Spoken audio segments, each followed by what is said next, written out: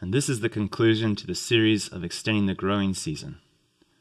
It's been a talk geared around ideas that can help farmers move their farms toward year-round production. The small farm in the tropics can be one of the most fruitful and productive settings for sustaining and prospering life. Yet we see it that it is one of the places where the greatest suffering occurs. Poor land care practices have left the land naked and exposed. And farm sizes are incredibly small, which creates risks every year in families trying to get enough food. And farmers are experiencing declining soil fertility and the low yields and the day-to-day pressure for more wood and seasonal shortfalls in food and income. And so much of this is a result of poor land care practices. But I hope you've gained some new insights on those farming principles and practices or techniques that counteract or reverse the trend of these problems. We've discussed the significance of covering the soil and how to use different types of mulches in a way that can really transform the health of the land. We've talked about increasing fertility through very targeted and specialized ways of applying manures and producing compost and worm compost. We've talked about systems for producing your staple foods like maize in a system where the ground is covered and the crops are given their proper fertility with these fertility stations.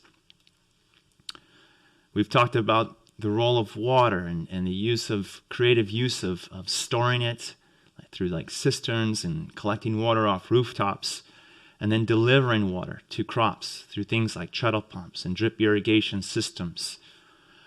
We've talked about using drought-tolerant crops and systems for raising these vegetables or crops in very dry places through sunken beds or depressionals, and how you can actually increase production in dry seasons by putting vegetables in tires and raising them off the ground and keeping them from roaming animals.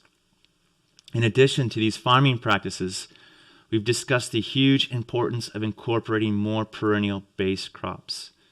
Farmers are then not limited to the rainy season. The perennials take full advantage of the available sunlight and heat all year. And this way, the sun works for the farmer instead of baking the ground and turning it harder into bricks when it's exposed for half the year. Farmers can then realize the great potential of the tropics to yield high amounts of energy and protein that can even exceed, in some cases, the levels produced in very productive temperate zones, in cool climates like in the United States. Perennials are easier to manage. Your labor can be greatly reduced as a percentage of farmers' fields are converted over to perennial-based systems. Perennials are faithful. Plant once, harvest for years. And the season is truly extended, providing sustained long-term food security and profitability. Those examples of perennial-based systems we've discussed include coppicing woodlots, or border plantings for on-site continuous wood production. We talked about the importance of fencing to allow for other diversified activities within the farm so that the animals cannot get to these crops. And ways to actually increase animal production through the use of planted perennial forages. We talked about diversified fruit production and the significant contribution that perennial edible greens, vegetable greens can make to a farm family.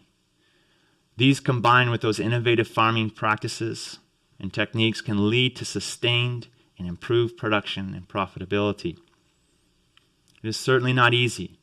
There are many challenges, but I hope you have new ideas and an expanded vision.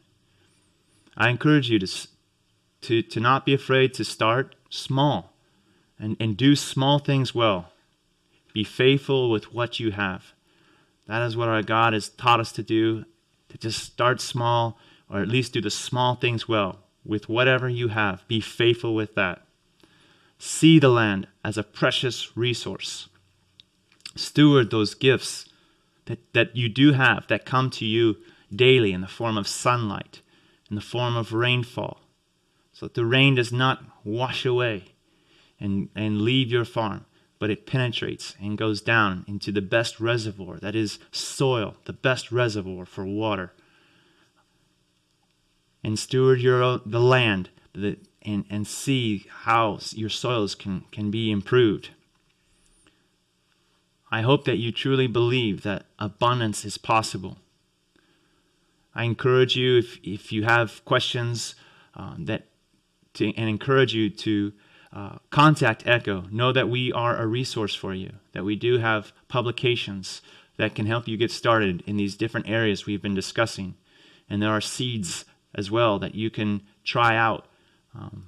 And I just encourage you to find local resources as well that can truly help you move toward year-round production. My prayer is that farmers throughout the tropics will realize their potential as they become wise stewards of their farms and embrace these principles that will lead them to more sustained and improved food production.